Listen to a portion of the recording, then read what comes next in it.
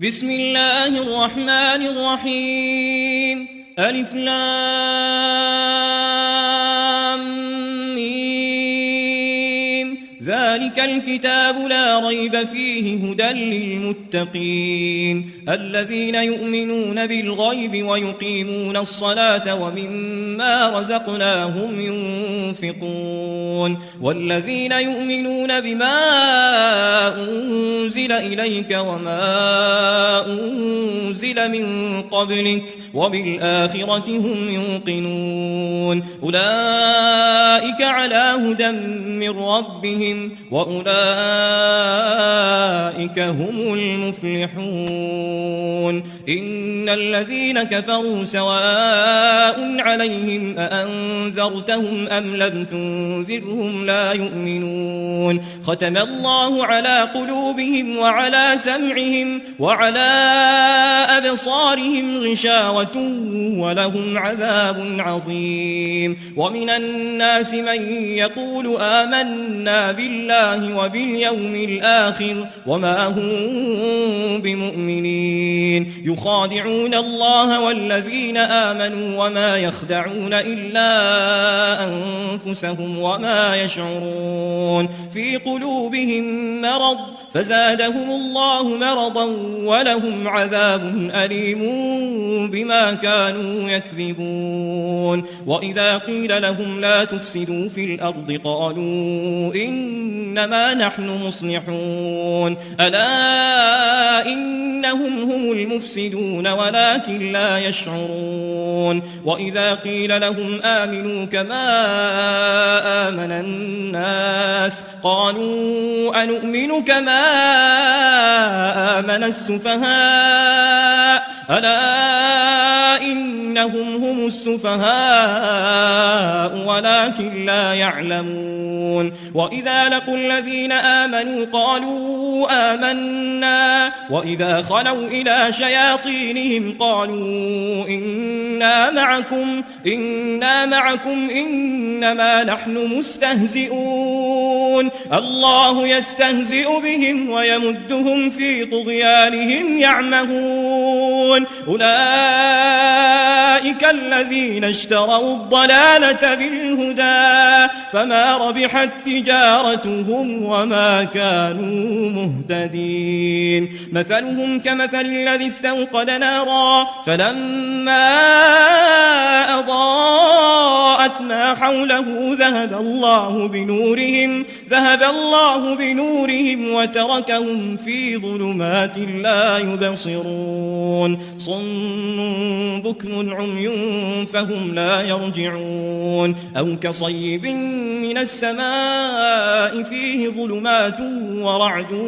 وبرق يجعلون أصابعهم في آذانهم من الصواعق حذر الموت والله محيط بالكافرين يكاد البرق يخطف أبصارهم كلما أضاء لهم مشوا فيه وإذا أظلم عليهم قاموا ولو شاء الله لذهب بسمعهم وأبصارهم إن الله على كل شيء قدير يا أيها الناس اعبدوا ربكم الذي خلقكم والذين من قبلكم لعلكم تتقون الذي جعل لكم الأرض فراشا والسماء بناء وأنزل من السماء ماء فأخرج به من الثمرات رزقا لكم فلا تجعلوا لله أندادا وأنتم تعلمون وإن كنتم في ريب مما نزلنا على عبدنا فأتوا بسورة من مثله وادعوا شهداءكم من دون الله إن كنتم كنتم صادقين فإن لم تفعلوا ولن تفعلوا فاتقوا النار التي وقودها الناس والحجارة أعدت للكافرين وبشر الذين آمنوا وعملوا الصالحات أن لهم جنات تجري من تحتها الأنهار كلما رزقوا منها من ثمرة رزقا قالوا هذا الذي رزقنا من قبل وأتوا به متشابها ولهم فيها أزواج مطهرة وهم فيها خالدون إن الله لا يستحيي أن يضرب مثلا ما بعوضة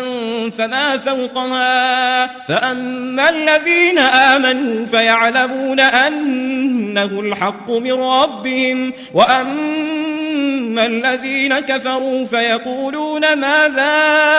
أراد الله بهذا مثلا يضل به كثيرا ويهدي به كثيرا وما يضل به إلا الفاسقين الذين ينقضون عهد الله من بعد ميثاقه ويقطعون ما أمر الله به أن يوصل ويفسدون في الأرض أولئك هم الخاسرون كيف تكفرون بالله وكنتم أمواتا فأحياكم ثم يميتكم ثم يحييكم ثم إليه ترجعون هو الذي خلق لكم ما في الأرض جميعا ثم استوى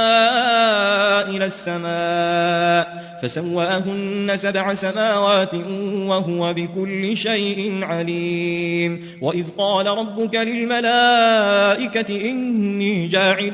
في الأرض خليفة قالوا أتجعل فيها من يفسد فيها ويسفك الدماء ونحن نسبح بحمدك ونقدس لك قال إني أعلم ما لا تعلمون وعلم آدم الأسماء كلها ثم عرضهم على الملائكة فقال أنبئوني بأسماء هؤلاء إن كنتم صادقين قالوا سبحانك لا علم لنا إلا ما علمتنا إنك أنت العليم الحكيم قال يا آدم أنبئهم بأسمائهم فلما أنبأهم بأسمائهم قال ألم أقل لكم إني أعلم غيب السماوات والأرض وأعلم ما تبدون وما كنتم تكتمون وإذ قلنا للملائكة اسجدوا لآدم فسجدوا إلا إبليس أبى واستكبر وكان من الكافرين وقلنا يا آدم اسكن أنت وزوجك الجنة وكلا منها رغدا حيث شئتما ولا تقربا هذه الشجرة فتكونا من الظالمين فأزلهما الشيطان عنها فأخرجهما مما كان فيه وقلنا اهبطوا بعضكم لبعض عدو ولكم في الأرض مستقر ومتاع إلى حين فتلقى آدم من ربه كلمات فتاب عليه إنه هو التواب الرحيم قلنا اهبطوا منها جميعا فإما يأتينكم مني هدى فمن تبع هداي فلا خوف عليهم ولا هم يحزنون والذين كفروا وكذبوا بآياتنا أولئك أصحاب النار هم فيها خالدون يا بني إسرائيل اذكروا نعمتي التي أنعمت عليكم وأوفوا بعهدي أوف بعهدكم وإياي فارهبون وآمنوا بما أنزلت مصدقا لما معكم ولا تكونوا أول كافر به ولا تشتروا بآياتي ثمنا قليلا وإياي فاتقون ولا تلبسوا الحق بالباطل وتكتموا الحق وأنتم تعلمون وأقيموا الصلاة وآتوا الزكاة واركعوا مع الراكعين أتأمرون الناس بالبر وتنسون أنفسكم وأنتم تتلون الكتاب أفلا تعقلون واستعينوا بالصبر والصلاة وإنها لكبيرة إلا على الخاشعين الذين يظنون أنهم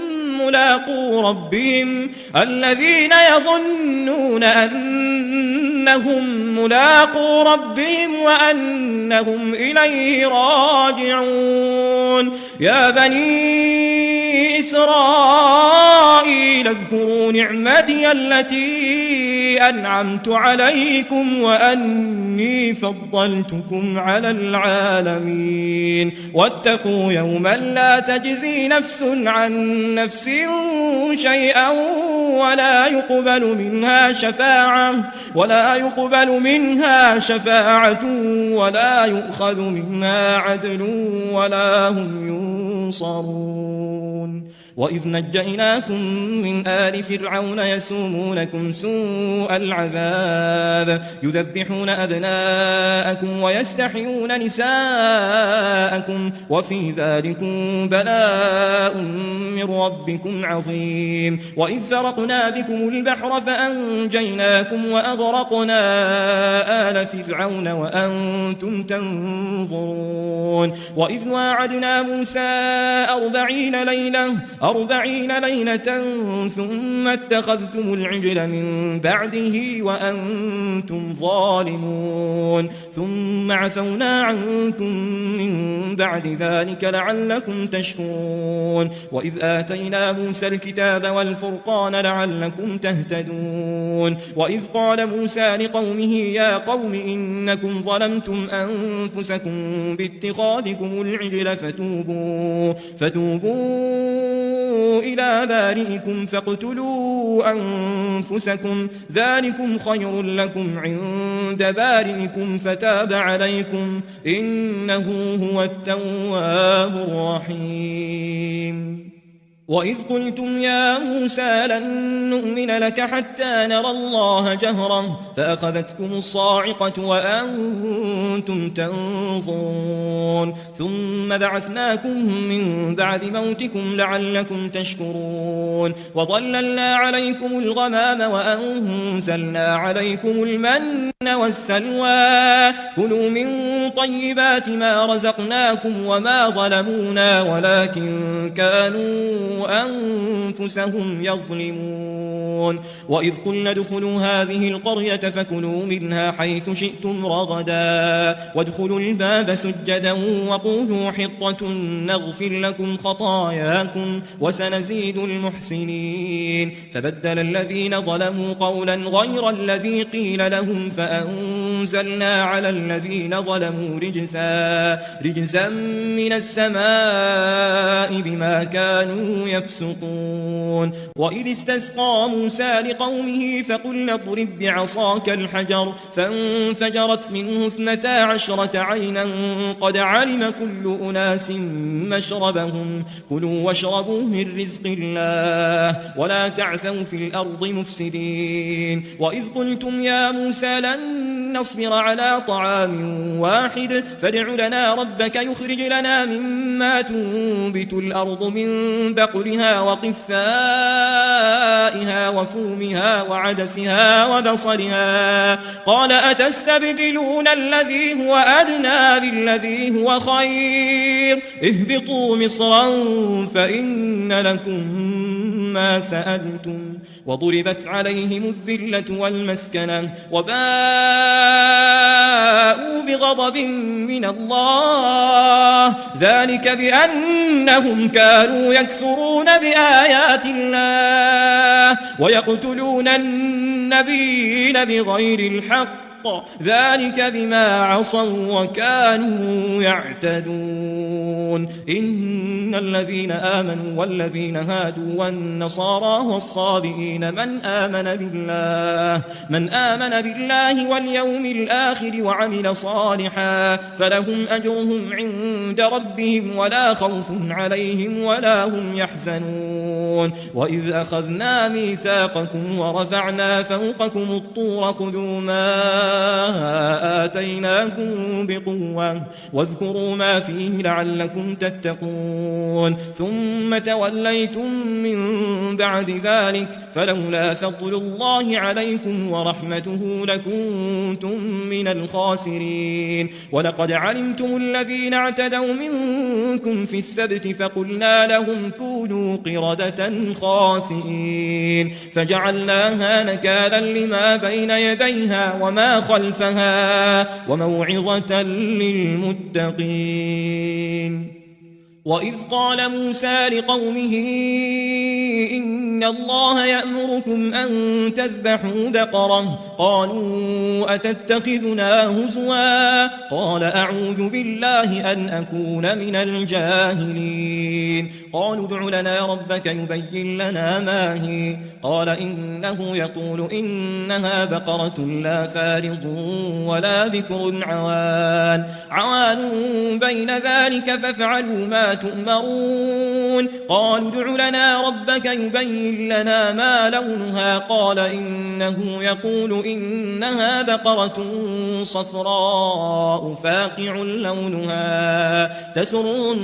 الناظرين قالوا ادع لنا ربك يبين لنا ما هي إن البقرة شابه علينا وإنا إن شاء الله لمهتدون قال إنه يقول إنها بقرة لا ذلول تثير الأرض ولا تسقي الحرث مسلمة لا شية فيها قالوا الآن جئت بالحق فذبحوها وما كادوا يفعلون وإذ قتلتم نفسا فادارأتم فيها والله مخرج ما كنتم تكتمون فقلنا اضربوه ببعضها كذلك يحيي الله الموتى ويريكم آياته لعلكم تعقلون ثم قست قلوبكم من بعد ذلك فهي كالحجارة أو أشد قسوة وإن من الحجارة لما يتفجر منه الأنهار وإن منها لما يشقق فيخرج منه الماء وإن منها لما يهبط من خشية الله وما الله بغافل عما تعملون أفتطمعون أن يؤمنوا لكم وقد كان فريق منهم يسمعون كلام الله ثم يحرفونه من بعد ما عقلوه وهم يعلمون وإذا لقوا الذين آمنوا قالوا آمنا وإذا خلا بعضهم إلى بعض قالوا أتحدثونهم بما فتح الله عليكم ليحاجوكم به عند ربكم أفلا تعقلون أولا يعلمون أن الله يعلم ما يسرون وما يعلنون ومنهم أميون لا يعلمون الكتاب إلا أماني وإنهم إلا يظنون فويل للذين يكتبون الكتاب بأيديهم ثم يقولون هذا من عند عند الله ثم يقولون هذا من عند الله ليشتروا به ثمنا قليلا فويل لهم مما كتبت أيديهم وويل لهم مما يكسبون وقالوا لن تمسنا النار إلا أياما معدودة قل أتخذتم عند الله عهدا فلن يخلف الله عهده أم تقولون على الله ما لا تعلمون بلى من كسب سيئة وأحاطت به خطيئته فأولئك أصحاب النار هم فيها خالدون والذين آمنوا وعملوا الصالحات أولئك أصحاب الجنة هم فيها خالدون وإذ أخذنا ميثاق بني إسرائيل لا تعبدون إلا الله وبالوالدين إحسانا وذي القربى واليتامى والمساكين وقولوا للناس حسنا وأقيموا الصلاة وآتوا الزكاة ثم توليتم إلا قليلا منكم وأنتم معرضون وإذ أخذنا ميثاقكم لا تسفكون دماءكم ولا تخرجون أنفسكم من دياركم ثم أقررتم وأنتم تشهدون ثم أنتم هؤلاء تقتلون أنفسكم وتخرجون فريقا منكم من ديارهم تظاهرون عليهم بالإثم والعدوان وإن يأتوكم أسارى تفادوهم وهو محرم عليكم إخراجهم أفتؤمنون ببعض الكتاب وتكفرون ببعض فما جزاء من يفعل ذلك منكم إلا خزي في الحياة الدنيا ويوم القيامة يردون إلى أشد العذاب وما الله بغافل عما تعملون أولئك الذين اشتروا الحياة الدنيا بالآخرة فلا يخفف عنهم العذاب ولا هم ينصرون ولقد آتينا موسى الكتاب وقفينا من بعده بالرسل وآتينا عيسى ابن مريم البينات وأيدناه بروح القدس أفكلما جاءكم رسول بما لا تهوى أنفسكم استكبرتم ففريقا كذبتم وفريقا تقتلون وقالوا قلوبنا غلف بل لعنهم الله بكفرهم فقليلا ما يؤمنون ولما جاءهم كتاب من عند الله مصدق لما معهم وكانوا من قبل يستفتحون على الذين كفروا فلما جاءهم ما عرفوا كفروا به فلعنة الله على الكافرين بئس ما اشتروا به أنفسهم أن يكفروا بما أنزل الله بغيا أن ينزل الله من فضله على من يشاء من عباده فباءوا بغضب على غضب وللكافرين عذاب مهين وإذا قيل لهم آمنوا بما أنزل الله قالوا نؤمن بما أنزل علينا ويكفرون بما وراءه وهو الحق مصدقا لما معهم قل فلم تقتلون أنبياء الله من قبل إن كنتم مؤمنين ولقد جاءكم موسى بالبينات ثم ثم اتخذتم العجل من بعده وأنتم ظالمون وإذ أخذنا ميثاقكم ورفعنا فوقكم الطور خذوا ما آتيناكم بقوة واسمعوا قالوا سمعنا وعصينا وأشربوا في قلوبهم العجل بكفرهم قل بئس ما يأمركم به إيمانكم إن كنتم مؤمنين قل إن كانت لكم الدار الآخرة عند الله خالصة من دون الناس فتمنوا الموت إن كنتم صادقين ولن يتمنوه أبدا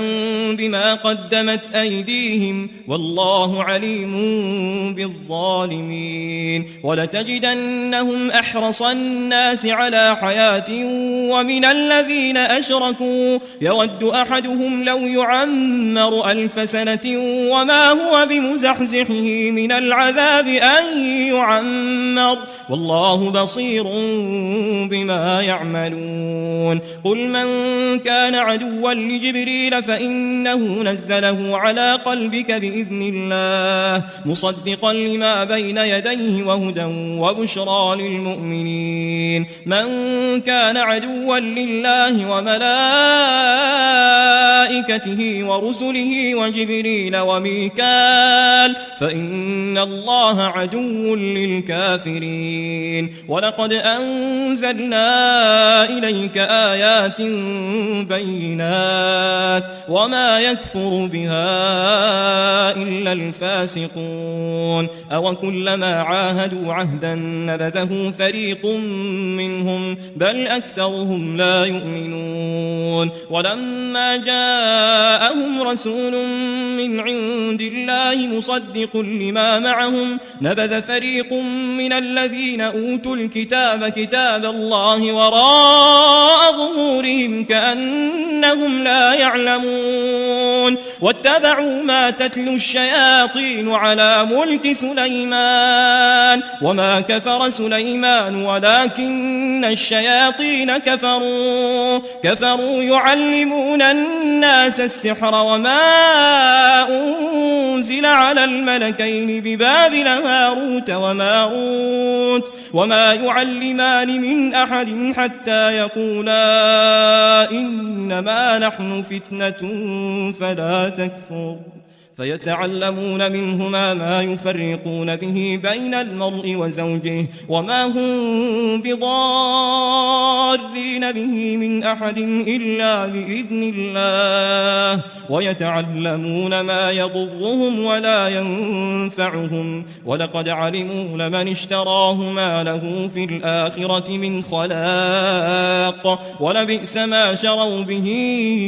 أنفسهم لو كانوا يعلمون ولو أنهم آمنوا واتقوا لمثوبة من عند الله خير لو كانوا يعلمون يا أيها الذين آمنوا لا تقولوا راعنا وقولوا انظرنا واسمعوا وللكافرين عذاب أليم ما يود الذين كفروا من أهل الكتاب ولا المشركين أن ينزل عليكم من خير من ربكم والله يختص برحمته من يشاء والله ذو الفضل العظيم ما ننسخ من آية أو ننسها نأت بخير منها أو مثلها ألم تعلم أن الله على كل شيء قدير ألم تعلم أن الله له ملك السماوات والأرض وما لكم من دون الله من ولي ولا نصير أم تريدون أن تسألوا رسولكم كما سئل موسى من قبل ومن يتبدل الكفر بالإيمان فقد ضل سواء السبيل ود كثير من أهل الكتاب لو يردونكم من بعد إيمانكم كفارا حسدا من عند أنفسهم من بعد ما تبين لهم الحق فاعفوا واصفحوا حتى يأتي الله بأمره إن الله على كل شيء قدير وأقيموا الصلاة وآتوا الزكاة وما تقدموا لأنفسكم من خير تجدوه عند الله إن الله بما تعملون بصير وقالوا لن يدخل الجنة إلا من كان هودا أو نصارى تلك أمانيهم قل هاتوا برهانكم إن كنتم صادقين بلى من أسلم وجهه لله وهو محسن فله أجره عند ربه ولا خوف عليهم ولا هم يحزنون وقالت اليهود ليست النصارى على شيء وقالت النصارى ليست اليهود على شيء وهم يتلون الكتاب كذلك قال الذين لا يعلمون مثل قولهم فالله يحكم بينهم يوم القيامة فيما كانوا فيه يختلفون ومن أظلم ممن منع مساجد الله أن يذكر فيها اسمه وسعى في خرابها أولئك ما كان لهم أن يدخلوها إلا خائفين لهم في الدنيا خزي ولهم في الآخرة عذاب عظيم ولله المشرق والمغرب فأينما تولوا فثم وجه الله إن الله واسع عليم وقالوا اتخذ الله ولدا سبحانه بل له ما في السماوات والأرض كل له قانتون بديع السماوات والأرض وإذا قضى أمرا فإنما يقول له كن فيكون وقال الذين لا يعلمون لولا يكلمنا الله أو تأتينا آية كذلك قال الذين من قبلهم مثل قولهم تشابهت قلوبهم قد بينا الآيات لقوم يوقنون إنا أرسلناك بالحق بشيرا ونذيرا ولا تسأل عن أصحاب الجحيم ولن ترضى عنك اليهود ولا النصارى حتى تتبع ملتهم قل إن هدى الله هو الهدى ولئن اتبعت أهواءهم بعد الذي جاءك من العلم ما لك من الله من ولي ولا نصير الذين آتيناهم الكتاب يتلونه حق تلاوته أولئك يؤمنون به ومن يكفر به فأولئك هم الخاسرون يا بني إسرائيل اذكروا نعمتي التي أنعمت عليكم وأني فضلتكم على العالمين واتقوا يوما لا تجزي نفس عن نفس شيئا ولا يقبل منها عدل ولا تنفعها شفاعة ولا هم ينصرون وإذ ابتلى إبراهيم ربه بكلمات فأتمهن قال إني جاعلك للناس إماما قال ومن ذريتي قال لا ينال عهد الظالمين وإذ جعلنا البيت مثابة للناس وأمنا واتخذوا من مقام إبراهيم مصلى وعهدنا إلى إبراهيم وإسماعيل أن طهرا بيتي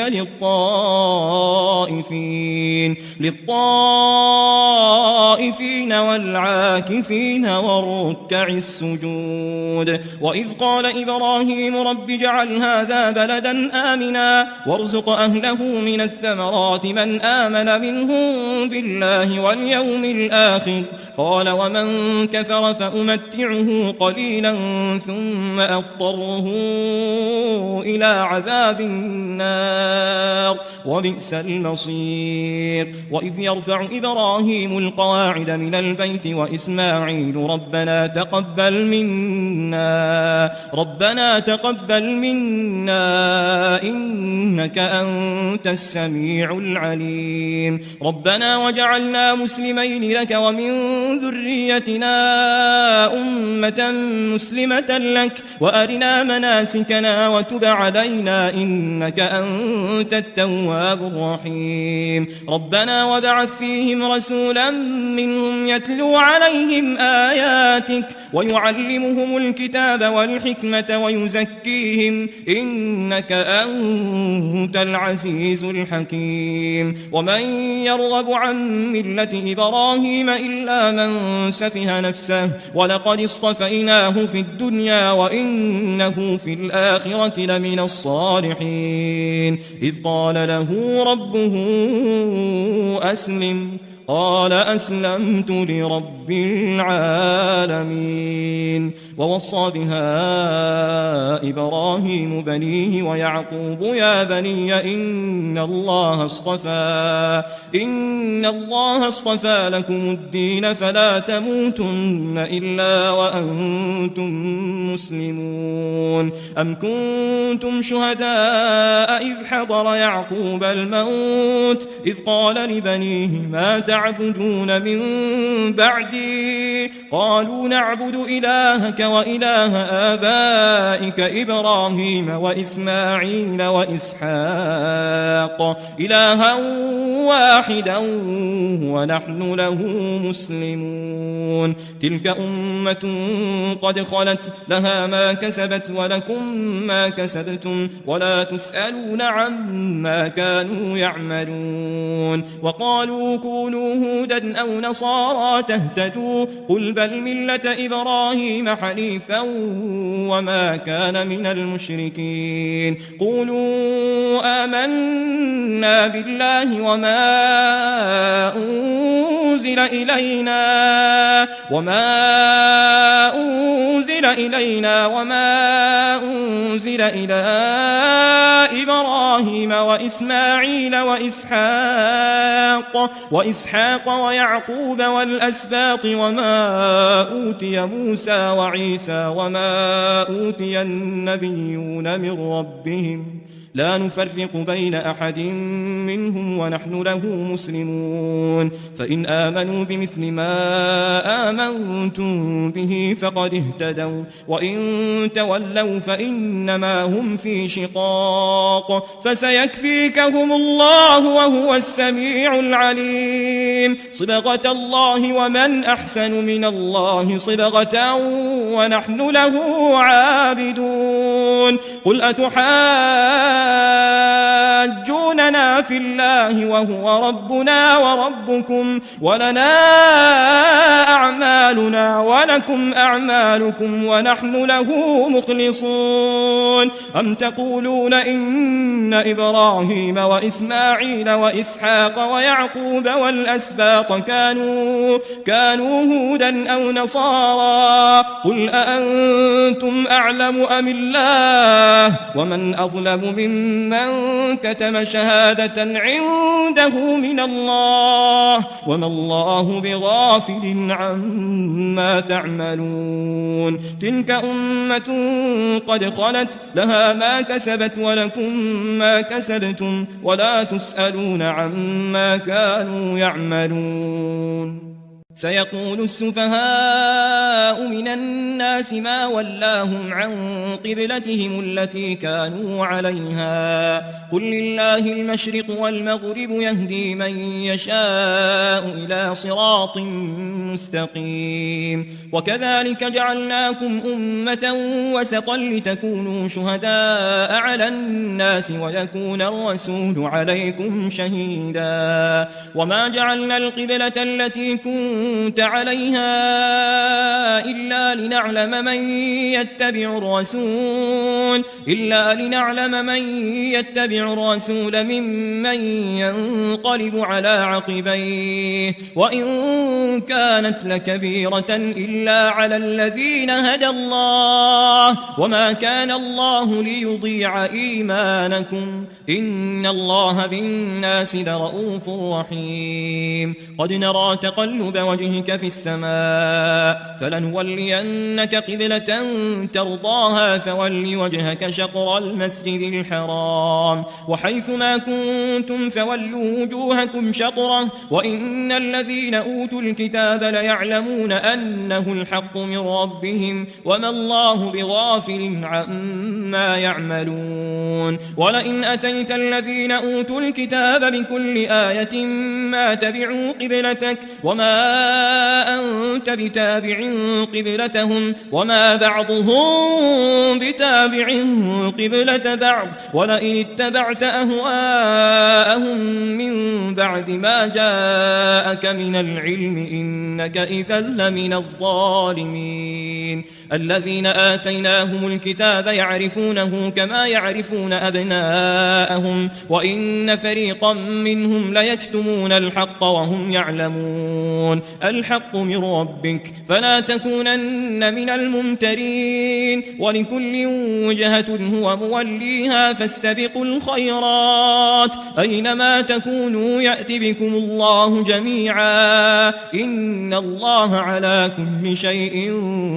قدير ومن حيث خرجت فول وجهك شطر المسجد الحرام وإنه للحق من ربك وما الله بغافل عما تعملون ومن حيث خرجت فول وجهك شطر المسجد الحرام وحيث ما كنتم فولوا وجوهكم شطره لئلا يكون للناس عليكم حجة إلا الذين ظلموا منهم فلا تخشوهم واخشوني ولأتم نعمتي عليكم ولعلكم تهتدون كما أرسلنا فيكم رسولا منكم يتلو عليكم آياتنا ويزكيكم ويعلمكم الكتاب والحكمة ويعلمكم ما لم تكونوا تعلمون فاذكروني أذكركم واشكروا لي ولا تكفرون يا أيها الذين آمنوا استعينوا بالصبر والصلاة إن الله مع الصابرين ولا تقولوا لمن يقتل في سبيل الله أموات بل أحياء ولكن لا تشعرون ولنبلونكم بشيء من الخوف والجوع ونقص من الأموال والأنفس والثمرات وبشر الصابرين الذين إذا أصابتهم مصيبة قالوا إنا لله وإنا إليه راجعون أولئك عليهم صلوات من ربهم ورحمة وأولئك هم المهتدون إن الصفا والمروة من شعائر الله فمن حج البيت أو اعتمر فلا جناح عليه أن يطوف بهما ومن تطوع خيرا فإن الله شاكر عليم إن الذين يكتمون ما أنزلنا من البينات والهدى من بعد ما بيناه للناس في الكتاب أولئك يلعنهم الله ويلعنهم اللاعنون إلا الذين تابوا وأصلحوا وبينوا فأولئك أتوب عليهم وأنا التواب الرحيم إن الذين كفروا وماتوا وهم كفار أولئك عليهم لعنة الله والملائكة والناس أجمعين خالدين فيها لا يخفف عنهم العذاب ولا هم ينظرون وإلهكم إله واحد لا إله إلا هو الرحمن الرحيم إن في خلق السماوات والأرض واختلاف الليل والنهار والفلك التي تجري في البحر بما ينفع الناس وما أنزل الله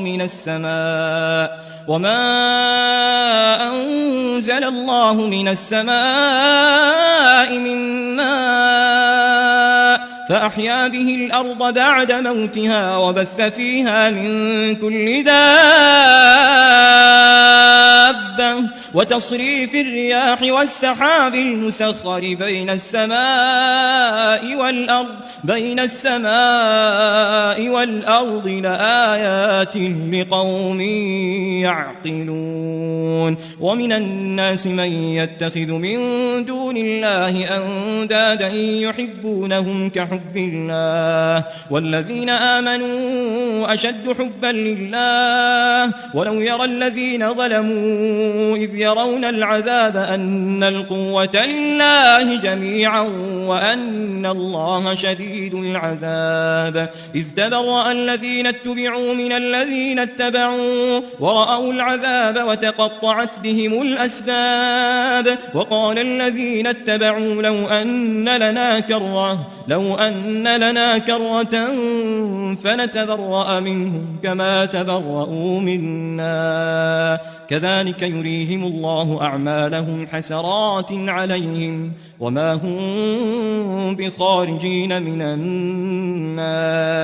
يا أيها الناس كلوا مما في الأرض حلالا طيبا ولا تتبعوا خطوات الشيطان إنه لكم عدو مبين إنما يأمركم بالسوء والفحشاء وأن تقولوا على الله ما لا تعلمون وإذا قيل لهم اتبعوا ما أنزل الله قالوا بل نتبع ما ألفينا عليه آباءنا أولو كان آباؤهم لا يعقلون شيئا ولا يهتدون ومثل الذين كفروا كمثل الذي ينعق بما لا يسمع إلا دعاء ونداء صم بكم عمي فهم لا يعقلون يا أيها الذين آمنوا كلوا من طيبات ما رزقناكم واشكروا لله إن كنتم إياه تعبدون إنما حرم عليكم الميتة والدم ولحم الخنزير وما أهل به لغير الله فمن اضطر غير باغ ولا عاد فلا إثم عليه إن الله غفور رحيم إن الذين يكتمون ما أنزل الله من الكتاب ويشترون به ثمنا قليلا أولئك ما يأكلون في بطونهم إلا النار ولا يكلمهم الله يوم القيامة ولا يزكيهم ولهم عذاب أليم أولئك الذين اشتروا الضلالة بالهدى والعذاب بالمغفرة فما أصبرهم على النار ذلك بأن الله نزل الكتاب بالحق وإن الذين اختلفوا في الكتاب لفي شقاق بعيد ليس البر أن تولوا وجوهكم قبل المشرق والمغرب ولكن البر من آمن بالله واليوم الآخر والملائكة والكتاب والنبيين وآتى المال على حبه ذوي القربى واليتامى والمساكين وابن السبيل والسائلين وفي الرقاب وأقام الصلاة وآتى وآتى الزكاة والموفون بعهدهم إذا عاهدوا والصابرين في البأساء والضراء وحين البأس أولئك الذين صدقوا وأولئك هم المتقون. يا أيها الذين آمنوا كتب عليكم القصاص في القتلى الحر بالحر والعبد بالعبد والأنثى بالأنثى فمن عفي له من أخيه شيء فاتباع بالمعروف وأداء إليه بإحسان ذلك تخفيف من ربكم ورحمة فمن اعتدى بعد ذلك فله عذاب أليم. ولكم في القصاص حياة يا أولي الألباب لعلكم تتقون. كتب عليكم إذا حضر أحدكم الموت إن ترك خيرا الوصية للوالدين والأقربين بالمعروف حقا على المتقين فمن بدله بعدما سمعه فإنما إثمه على الذين يبدلونه إن الله سميع عليم. فمن خاف من موص جنفا أو إثما فأصلح بينهم فلا إثم عليه إن الله غفور رحيم. يا أيها الذين آمنوا كتب عليكم الصيام كما كتب على الذين من قبلكم لعلكم تتقون أياما معدودات فمن كان منكم مريضا أو على سفر فعدة من أيام أخر وعلى الذين يطيقونه فدية طعام مسكين فمن تطوع خيرا فهو خير له وأن تصوموا خير لكم إن كنتم تعلمون. شهر رمضان الذي أنزل فيه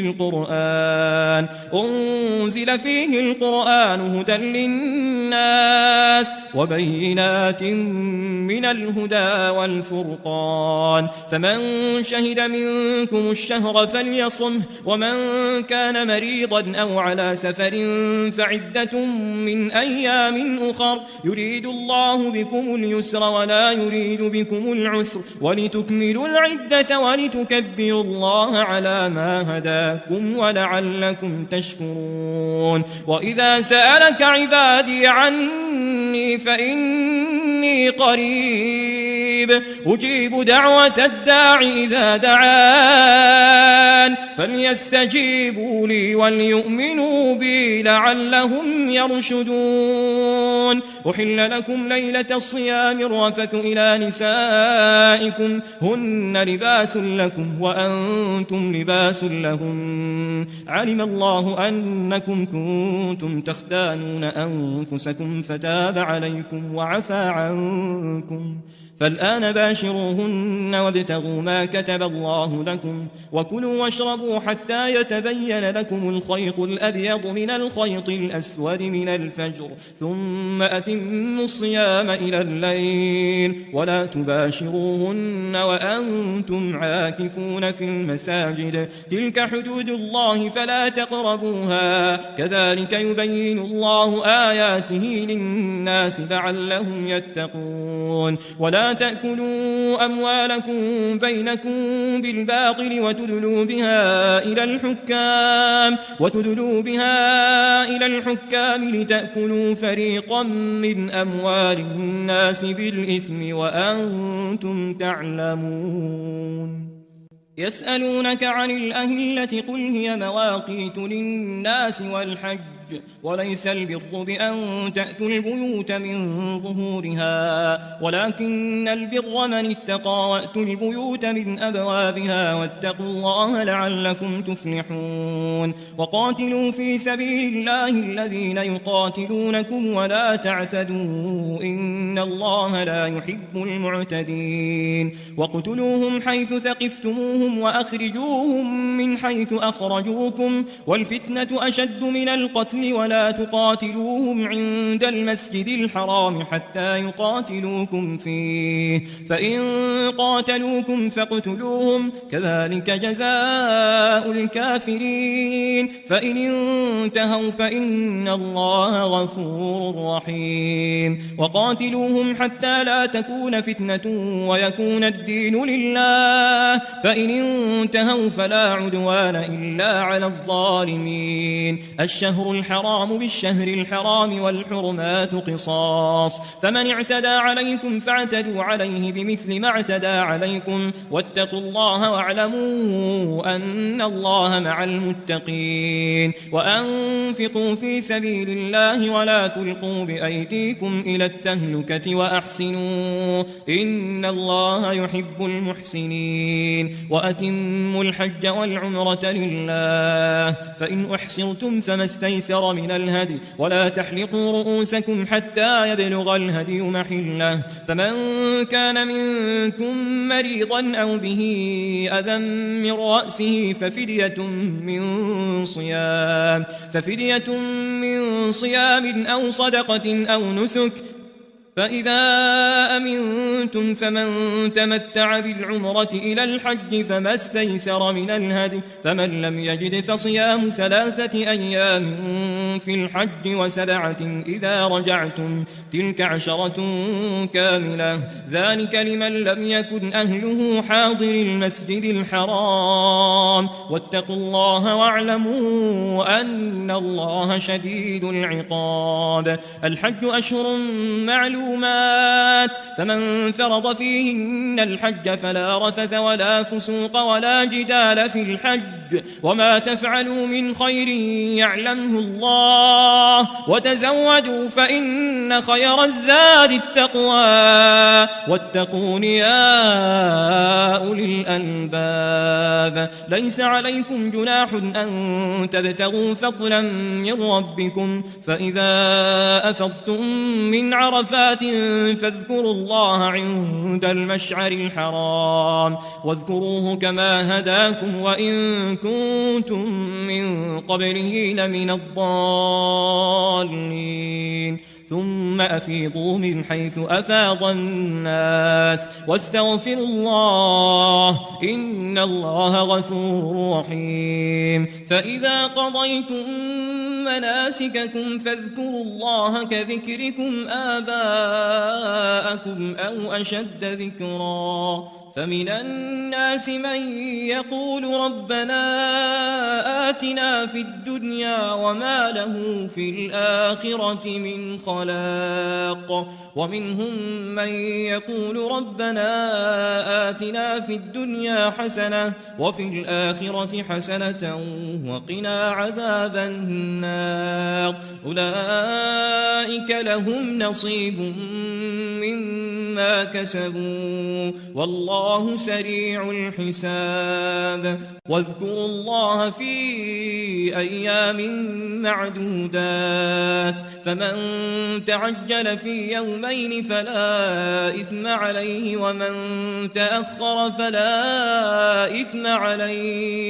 فلا إثم عليه لمن اتقى واتقوا الله واعلموا أنكم إليه تحشرون ومن الناس من يعجبك قوله في الحياة الدنيا ويشهد الله على ما في قلبه وهو ألد الخصام وإذا تولى سعى في الأرض ليفسد فيها ويهلك الحرث والنسل والله لا يحب الفساد وإذا قيل له اتق الله أخذته العزة بالإثم فحسبه جهنم ولبئس المهاد ومن الناس من يشري نفسه ابتغاء مرضات الله والله رؤوف بالعباد يا أيها الذين آمنوا ادخلوا في السلم كافة كافة ولا تتبعوا خطوات الشيطان إنه لكم عدو مبين فإن زللتم من بعد ما جاءتكم البينات فاعلموا أن الله عزيز حكيم هل ينظرون إلا أن يأتيهم الله في ظلل من الغمام والملائكة وقضي الأمر وإلى الله ترجع الأمور سل بني إسرائيل كم آتيناهم من آية بينة ومن يبدل نعمة الله من بعد ما جاءته فإن الله شديد العقاب زين للذين كفروا الحياة الدنيا ويسخرون من الذين آمنوا والذين اتقوا فوقهم يوم القيامة والله يرزق من يشاء بغير حساب كان الناس أمة واحدة فبعث الله النبيين مبشرين ومنذرين وأنزل معهم الكتاب بالحق ليحكم بين الناس فيما اختلفوا فيه وما اختلف فيه إلا الذين أوتوه من بعد ما جاءتهم البينات بغيا بينهم فهدى الله الذين آمنوا لما اختلفوا فيه من الحق بإذنه والله يهدي من يشاء إلى صراط مستقيم أم حسبتم أن تدخلوا الجنة ولما يأتكم مثل الذين خلوا من قبلكم مستهم البأساء والضراء وزلزلوا حتى يقول الرسول والذين آمنوا معه متى نصر الله ألا إن نصر الله قريب يسألونك ماذا ينفقون قل ما أنفقتم من خير فللوالدين والأقربين واليتامى والمساكين وابن السبيل وما تفعلوا من خير فإن الله به عليم كتب عليكم القتال وهو كره لكم وعسى أن تكرهوا شيئا وهو خير لكم وعسى أن تحبوا شيئا وهو شر لكم والله يعلم وأنتم لا تعلمون يسألونك عن الشهر الحرام قتال فيه قل قتال فيه كبير وصد عن سبيل الله وكفر به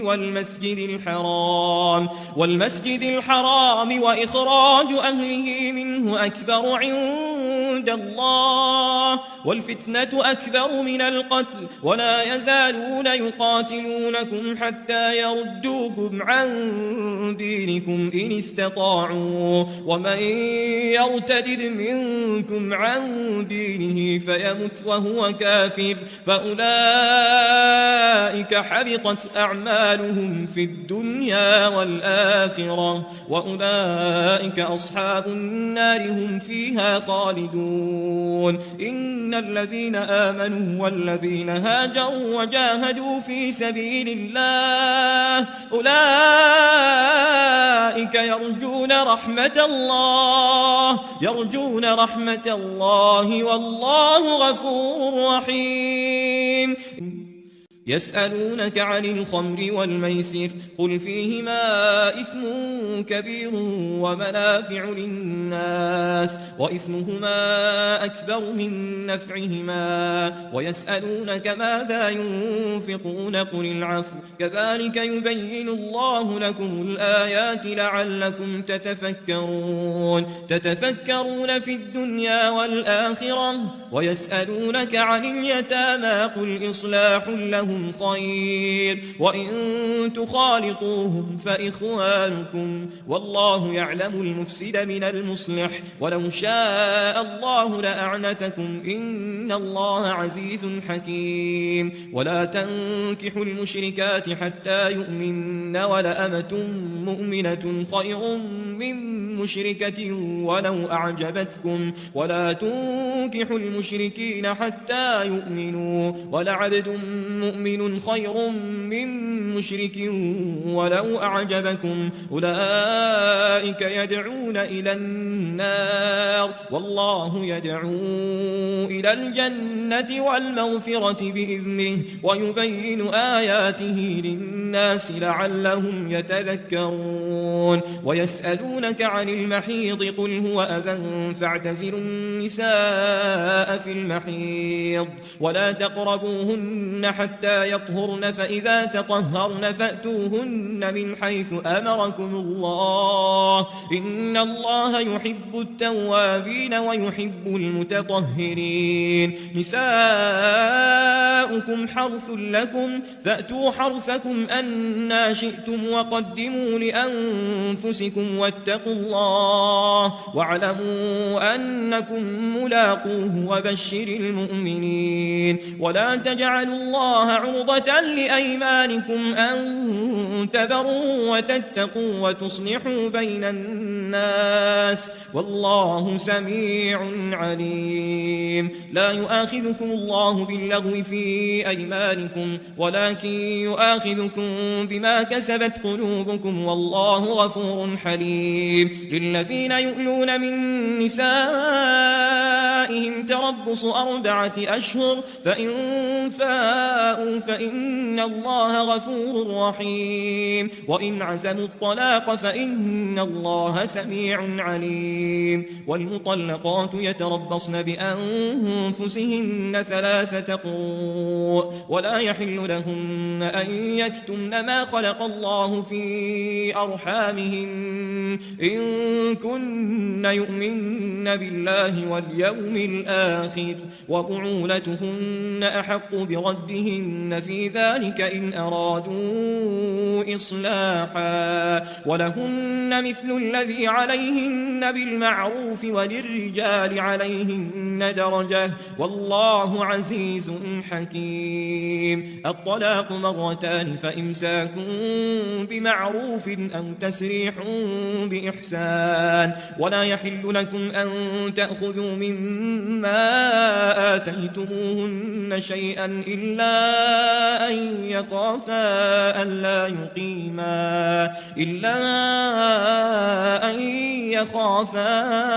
ألا يقيما حدود الله، فإن خفتم ألا يقيما حدود الله فلا جناح عليهما فيما افتدت به، تلك حدود الله فلا تعتدوها، ومن يتعد حدود الله فأولئك هم الظالمون. فإن طلقها فلا تحل له من بعد حتى تنكح زوجا غيره، فإن طلقها فلا جناح عليهما أن يتراجعا إن ظنا أن يقيما حدود الله، وتلك حدود الله يبينها لقوم يعلمون. وإذا طلقتم النساء فبلغن أجلهن فأمسكوهن بمعروف أو سرحوهن بمعروف، ولا تمسكوهن ضرارا لتعتدوا، ومن يفعل ذلك فقد ظلم نفسه. ولا تتخذوا آيات الله هزوا، واذكروا نعمة الله عليكم وما أنزل عليكم من الكتاب والحكمة يعظكم به، واتقوا الله واعلموا أن الله بكل شيء عليم. وإذا طلقتم النساء فبلغن أجلهن فلا تعضلوهن أن ينكحن أزواجهن إذا تراضوا بينهم بالمعروف، ذلك يوعظ به من كان منكم يؤمن بالله واليوم الآخر، ذلكم أزكى لكم وأطهر، والله يعلم وأنتم لا تعلمون. والوالدات يرضعن أولادهن حولين كاملين لمن أراد أن يتم الرضاعة، وعلى المولود له رزقهن وكسوتهن بالمعروف، لا تكلف نفس إلا وسعها، لا تضار والدة بولدها ولا مولود له بولده، وعلى الوارث مثل ذلك، فإن أرادا فصالا عن تراض منهما وتشاور فلا جناح عليهما، وإن أردتم أن تسترضعوا أولادكم فلا جناح عليكم إذا سلمتم ما آتيتم بالمعروف، واتقوا الله واعلموا أن الله بما تعملون بصير. والذين يتوفون منكم ويذرون أزواجا يتربصن بأنفسهن 4 أشهر وعشرا، فإذا بلغن أجلهن فلا جناح عليكم فيما فعلن في أنفسهن بالمعروف، والله بما تعملون خبير. ولا جناح عليكم فيما عرضتم به من خطبة النساء أو أكننتم في أنفسكم، علم الله أنكم ستذكرونهن ولكن لا تواعدوهن سرا إلا أن تقولوا قولا معروفا، ولا تعزموا عقدة النكاح حتى يبلغ الكتاب أجله، واعلموا أن الله يعلم ما في أنفسكم فاحذروه واعلموا أن الله غفور حليم. لا جناح عليكم إن طلقتم النساء ما لم تمسوهن أو تفرضوا لهن فريضة، ومتعوهن على الموسع قدره وعلى المقتر قدره متاعا بالمعروف، حقا على المحسنين. وإن طلقتموهن من قبل أن تمسوهن وقد فرضتم لهن فريضة فنصف ما فرضتم إلا أن يعفون أو يعفو الذي بيده عقدة النكاح، وأن تعفوا أقرب للتقوى، ولا تنسوا الفضل بينكم إن الله بما تعملون بصير. حافظوا على الصلوات والصلاة الوسطى وقوموا لله قانتين، فإن خفتم فرجالا أو ركبانا، فإذا أمنتم فاذكروا الله كما علمكم ما لم تكونوا تعلمون. والذين يتوفون منكم ويذرون أزواجا وصية لأزواجهم متاعا إلى الحول غير إخراج، فإن خرجن فلا جناح عليكم فيما فعلن في أنفسهن من معروف، والله عزيز حكيم. وللمطلقات متاع بالمعروف حقا على المتقين، كذلك يبين الله لكم آياته لعلكم تعقلون. ألم تر إلى الذين خرجوا من ديارهم وهم ألوف حذر الموت فقال لهم الله موتوا ثم أحياهم، إن الله لذو فضل على الناس ولكن أكثر الناس لا يشكرون. وقاتلوا في سبيل الله واعلموا أن الله سميع عليم. من ذا الذي يقرض الله قرضا حسنا فيضاعفه له أضعافا كثيرة، والله يقبض ويبسط وإليه ترجعون. ألم تر إلى الملأ من بني إسرائيل من بعد موسى إذ قالوا لنبي له بعث لنا ملكا نقاتل في سبيل الله، قال هل عسيتم إن كتب عليكم القتال ألا تقاتلوا قالوا وما لنا ألا نقاتل في سبيل الله وقد أخرجنا من ديارنا وأبنائنا فلما كتب عليهم القتال تولوا إلا قليلا منهم والله عليم بالظالمين وقال لهم نبيهم إن الله قد بعث لكم طالوت ملكا قالوا أنى يكون له الملك علينا ونحن أحق بالملك منه ولم يؤت سعة من المال قال إن الله اصطفاه عليكم وزاده بسطة في العلم والجسم والله يؤتي ملكه من يشاء والله واسع عليم وقال لهم نبيهم إن آية ملكه أن يأتيكم التابوت فيه سكينة من ربكم وبقية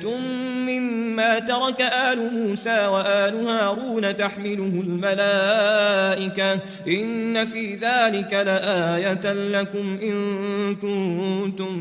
مؤمنين فلما فصل طالوت بالجنود قال إن الله مبتليكم بنهر فمن شرب منه فليس مني ومن لم يطعمه فإنه مني إلا من اغترف غرفة بيده فشربوا منه إلا قليلا منهم فلما جاوزه هو والذين آمنوا معه قالوا لا طاقة لنا اليوم بجالوت وجنوده قال الذين يظنون أنهم ملاقوا الله كم من فئة قليلة غلبت فئة كثيرة بإذن الله والله مع الصابرين ولما برزوا لجالوت وجنوده قالوا ربنا أفرغ علينا صبرا وثبت أقدامنا وانصرنا على القوم الكافرين فهزموهم بإذن الله وقتل داود جالوت وآتاه الله الملك والحكمة وعلمه مما يشاء ولولا دفع الله الناس بعضهم ببعض لفسدت الأرض ولكن الله ذو فضل على العالمين تلك آيات الله نتلوها عليك بالحق وإنك لمن المرسلين تلك الرسل فضلنا بعضهم على بعض منهم من كلم الله ورفع بعضهم درجات وآتينا عيسى ابن مريم البينات وأيدناه بروح القدس ولو شاء الله ما اقتتل الذين من بعدهم من بعد ما جاءتهم البينات ولكن اختلفوا فمنهم من آمن ومنهم من كفر ولو شاء الله ما اقتتلوا ولكن الله يفعل ما يريد يا أيها الذين آمنوا أنفقوا مما رزقناكم من قبل أن يأتي يوم لا بيع فيه ولا خلة ولا شفاعة والكافرون هم الظالمون الله لا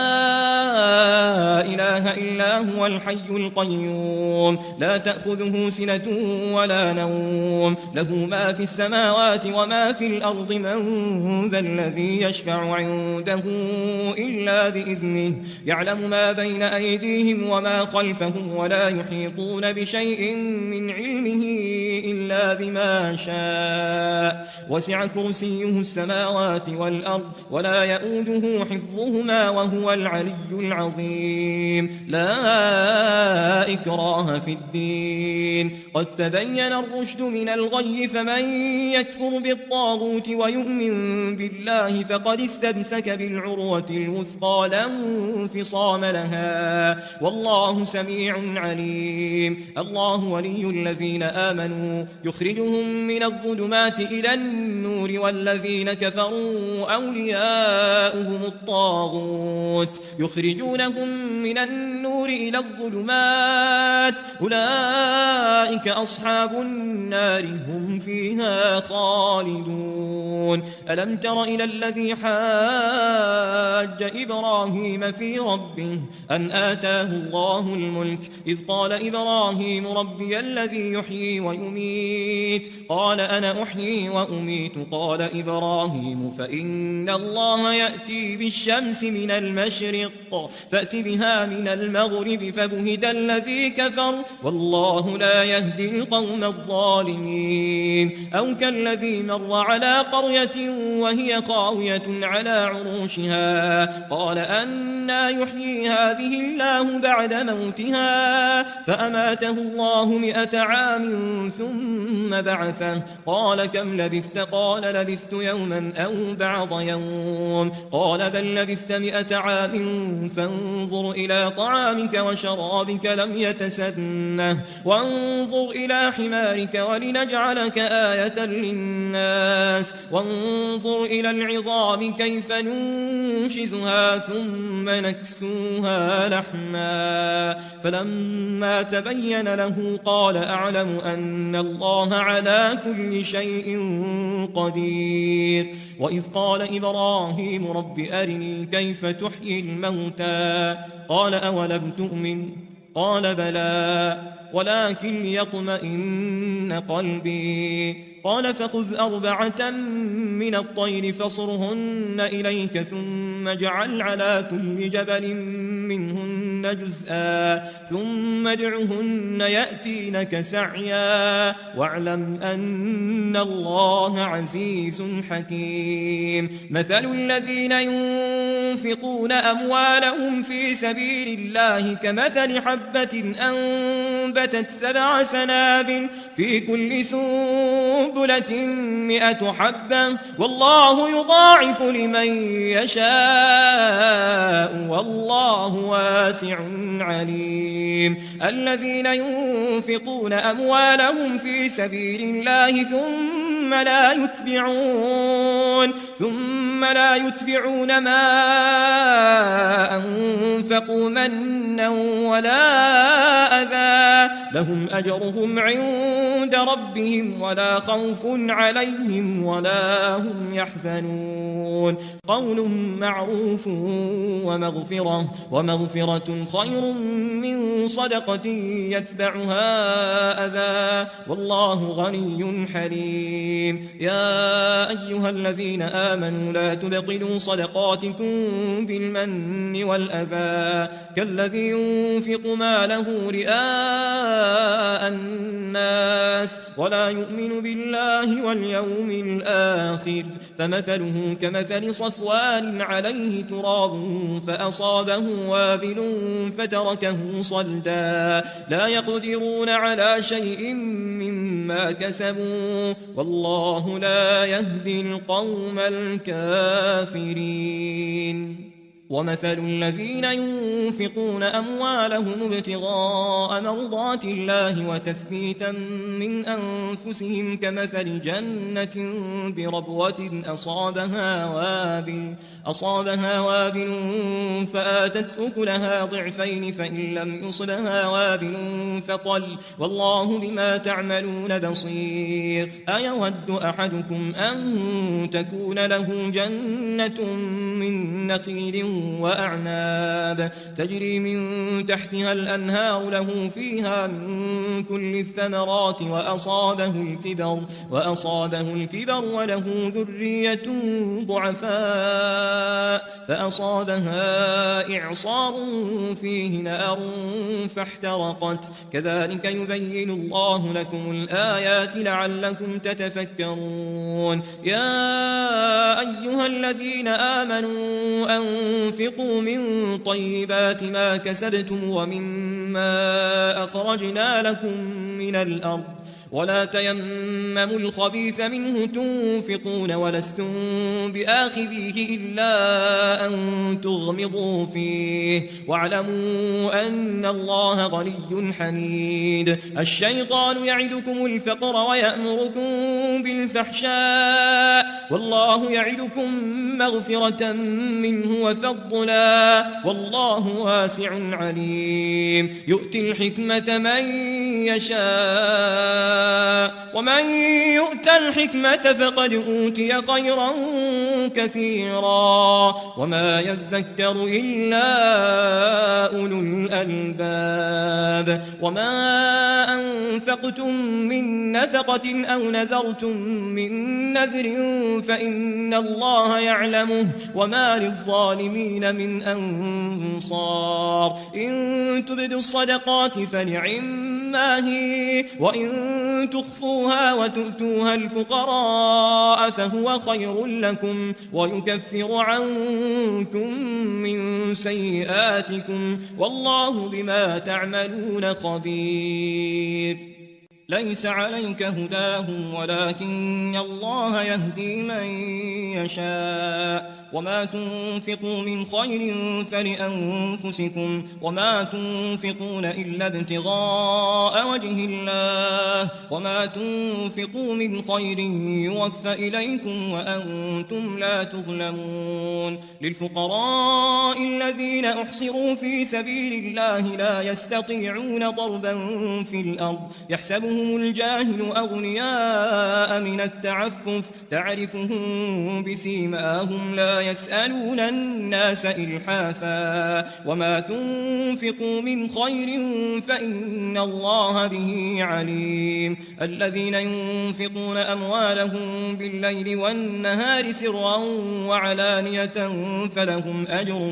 فلهم أجرهم عند ربهم ولا خوف عليهم ولا هم يحزنون. الذين يأكلون الربا لا يقومون إلا كما يقوم الذي يتخبطه الشيطان من المس ذلك بأنهم قالوا إنما البيع مثل الربا وأحل الله البيع وحرم الربا. فمن جاءه موعظة من ربه فانتهى فله ما سلف وأمره إلى الله ومن عاد فأولئك أصحاب النار هم فيها خالدون. يمحق الله الربا ويربي الصدقات والله لا يحب كل كفار أثيم. إن الذين آمنوا وعملوا الصالحات وأقاموا الصلاة وآتوا الزكاة لهم أجرهم عند ربهم ولا خوف عليهم ولا هم يحزنون. يا أيها الذين آمنوا اتقوا الله وذروا ما بقي من الربا إن كنتم مؤمنين فإن لم تفعلوا فأذنوا بحرب من الله ورسوله وإن تبتم فلكم رؤوس أموالكم لا تظلمون ولا تظلمون. وإن كان ذو عسرة فنظرة إلى ميسرة وأن تصدقوا خير لكم إن كنتم تعلمون. واتقوا يوما ترجعون فيه إلى الله ثم توفى كل نفس ما كسبت وهم لا يظلمون. يا أيها الذين آمنوا إذا تداينتم بدين إلى أجل مسمى فاكتبوه وليكتب بينكم كاتب بالعدل ولا يأب كاتب أن يكتب كما علمه الله فليكتب وليملل الذي عليه الحق وليتق الله ربه ولا يبخس منه شيئا فإن كان الذي عليه الحق سفيها أو ضعيفا أو لا يستطيع أن يمل هو فليملل وليه بالعدل واستشهدوا شهيدين من رجالكم فإن لم يكونا رجلين فرجل وامرأتان ممن ترضون من الشهداء أن تضل إحداهما فتذكر إحداهما الأخرى ولا يأبى الشهداء إذا ما دعوا ولا تسأموا أن تكتبوه صغيرا أو كبيرا إلى أجله ذلكم أقسط عند الله وأقوم للشهادة وأدنى ألا ترتابوا إلا أن تكون تجارة حاضرة تديرونها بينكم فليس عليكم جناح ألا تكتبوها وأشهدوا إذا تبايعتم ولا يضار كاتب ولا شهيد وإن تفعلوا فإنه فسوق بكم واتقوا الله ويعلمكم الله والله بكل شيء عليم وإن كنتم على سفر ولم تجدوا كاتبا فرهان مقبوضة فإن أمن بعضكم بعضا فليؤدي الذي اؤتمن أمانته وليتق الله ربه ولا تكتموا الشهادة ومن يكتمها فإنه آثم قلبه والله بما تعملون عليم لله ما في السماوات وما في الأرض وإن تبدوا ما في أنفسكم أو تخفوه يحاسبكم به الله فيغفر لمن يشاء ويعذب من يشاء والله على كل شيء قدير آمن الرسول بما أنزل إليه من ربه والمؤمنون كل آمن بالله وملائكته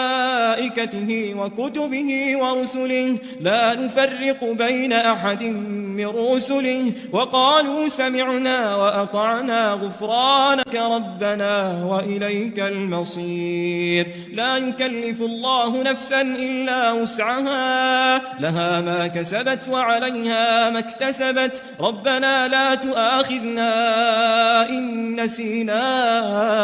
أو أخطأنا ربنا ولا تحمل علينا إصرا كما حملته على الذين من قبلنا